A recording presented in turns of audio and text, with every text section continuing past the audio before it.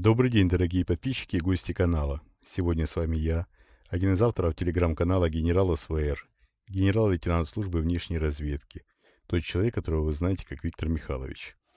Сегодня у нас 10 ноября, пятница. Сегодня я записываю промежуточный выпуск. Вы уж меня извините, просто не успеваю. Нет времени просто выкроить в середине недели. Но вот под конец недели удалось. Да, сразу хочу напомнить нашим уважаемым зрителям и слушателям, что в комментариях к этому ролику вы можете оставить свои вопросы, на которые я отвечу уже завтра, в субботу, 11 ноября. Поэтому оставляйте вопросы оперативно. Для того, чтобы я увидел для того, чтобы я увидел ваш вопрос, сначала ставьте знак вопроса, либо пишите слово «вопрос» и потом формулируйте уже то, что вы хотели спросить. Также хочу обратиться ко всем нашим уважаемым зрителям и слушателям. Ставьте лайки, пишите комментарии с добрыми словами, не обязательно с вопросами. Это повышает возможности по расширению нашей аудитории. Также хочу вам напомнить, что у нас существует Patreon. В описании к этому ролику есть ссылка на Patreon и подробная инструкция, как подписаться. Пожалуйста, подписывайтесь в Patreon, я отвечаю на все вопросы. На этой неделе Patreon также немножко задерживается, поэтому вы уж меня извините, подписчики Patreon, на один день задержался на этой неделе Patreon. Ответы на вопросы я имею в виду. Так, теперь перейдем к темам. Ну, тема у нас понятная, да, после смерти президента России Владимира Путина. Сейчас только обсуждается то, что происходит внутри системы. Мы уже рассказывали о том, что двойник заболел ковидом, о том, что какое-то время он болел, и совсем недавно появился только накануне для того, чтобы сделать визит, ну, там были и внутренние дела российские, и для того, чтобы сделать визит в Казахстан. Поехал заражать всех, кого только можно, и не пожалел президента Токаева. Ну, с Токаевым у него такие интересные отношения, я бы сказал, такой танец саблями, да. Э, э, Конечно, Такаев знает о том, что это двойник. Конечно, Такаев все прекрасно в курсе. Конечно, знает о том, что... Конечно, ему доложили о том, что двойник болен ковидом. Ну, как вы считаете, сильно ли доволен Такаев такой встречей? Я думаю, что возможно, были какие-то надежды на то, что двойник будет лишь марионеткой, можно будет договариваться за спиной двойника, но вы видите, что двойник несет с собой не только возможные угрозы по заражению ковидом, но и грозит в последнее время, есть такое предположение, что в какой-то мере даже определиться как самостоятельная фигура. Э, Обратите внимание на то, что несет он во время своих выступлений, о рассуждениях над тем, какой возраст у льда, который добывают ученые. Он спорит с учеными, он выдвигает свои теории, свои предположения. Ну, мы уже говорили о том, что двойник идиот, и именно то, что он идиот, откровенный идиот, дает ему такой своеобразный карт-бланш на для него лично, я имею в виду, конечно же, для организации своего положения как первого человека в стране. Ну, вот он отыгрывает президента и, вероятно, предполагает, что он и является первым человеком в стране. Ну вот, совсем не так.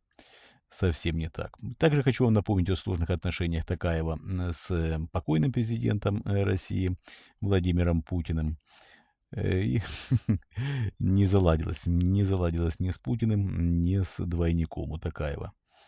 Э, По, э, по возможностям, теперь давайте поговорим Николая Патрушева, создавать новую российскую реальность в российской же власти. На сегодняшний день есть общие договоренности. Сейчас этот консенсус оттачивают юристы, которые должны вынести свои суждения по поводу общих договоренностей, как это можно воплотить в жизнь.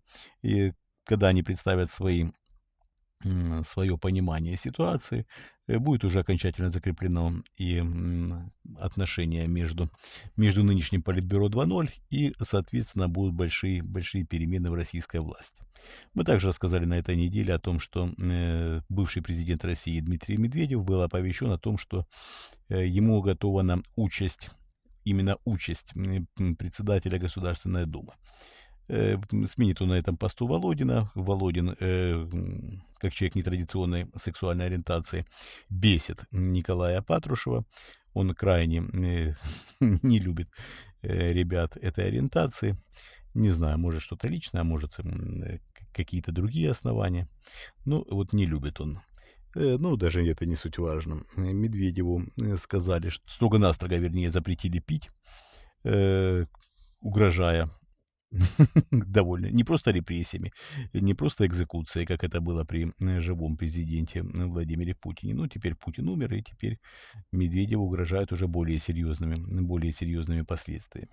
Вы видите, что после нашего сообщения о том, что Медведеву приказали не пить, он внезапно появился спустя довольно долгое время в информационном пространстве и 2 дня уже из этого пространства не вылазит. Обратите еще раз, прошу вас, внимание. После того, как мы рассказали о том, что 26 октября президент России Владимир Путин умер, сам Путин резко пропадает из информационного пространства. Вернее, о нем сообщают постольку-поскольку. Если раньше повестка президента России Владимира Путина в информационном пространстве была более чем насыщена, то сейчас он пропадает практически на 3 дня, когда заболел с прошлой субботы по фактически вторник. Во вторник появилась только консервы, встреча с Белоусовым. Далее он появляется уже немножко отдохнувший, посвежевший после, скажем так, острой фазы болезни, стал чувствовать себя лучше и появился, конечно, уже в медийном пространстве. Но хотим еще раз обратить внимание на то, что после 26 числа активизировался Николай Патрушев. И Николай Патрушев вот уже 2 недели в медийном пространстве, постоянно, практически каждый день, с новыми сообщениями. А тот некролог, который он зачитал по президенту России Владимиру Путину, ну, я думаю, что он уже обошел все ресурсы, уже это обсудили все, кто может и кому нельзя. Ну, вот такая прекрасная ситуация. Также хочу обратить внимание на то, что неудачная попытка установить на место скулы для президента России Владимира Путина вылилась в то, что он появился с опухшей щекой. Очень многие на это обратили внимание, но, вероятно, забывают о том, что мы рассказываем. Это, конечно, очень нехорошо, но, уважаемые зрители и слушатели, как есть. Я имею в виду очень нехорошо, что в том числе и наши зрители и слушатели, бывает, не обращают внимания наши, на наши посты и не анализируют ситуацию. Но нам ли на это пенять, правда ведь? Так, мы с вами уже в эфире 9 минут. Я думаю, что можем уже постепенно закругляться. Вы прекрасно знаете, что промежуточный выпуск у нас такой. Мы сообщаем вкратце о том, что происходит. И, конечно, сообщаем вам о том, что в комментариях к этому ролику вы можете оставить свои вопросы, на которые я отвечу уже завтра. Также еще раз напоминаю о том, что у нас существует Patreon. Подписывайтесь на наш Patreon, и там мы обсуждаем практически все темы и обсуждаем их более детально. Обсуждаем не просто более детально, там я отвечаю на вопросы, там я более откровенен, чем в открытом эфире. Я думаю, вы понимаете, там более узкий круг, и там возможность общения и возможность преподнесения информации несколько другая. Более такая кулуарная и более открытая форма. Большое спасибо, что были со мной. Хочу вам напомнить, что мы вас любим, это искренне, это самое главное. Мы работаем для вас. Ставьте лайки, пишите комментарии, продвигайте наши материалы в социальных сетях. Это, конечно, всегда большое подспорье. Еще раз напоминаю, что мы вас любим, это искренне, это самое главное. Всего доброго, до свидания.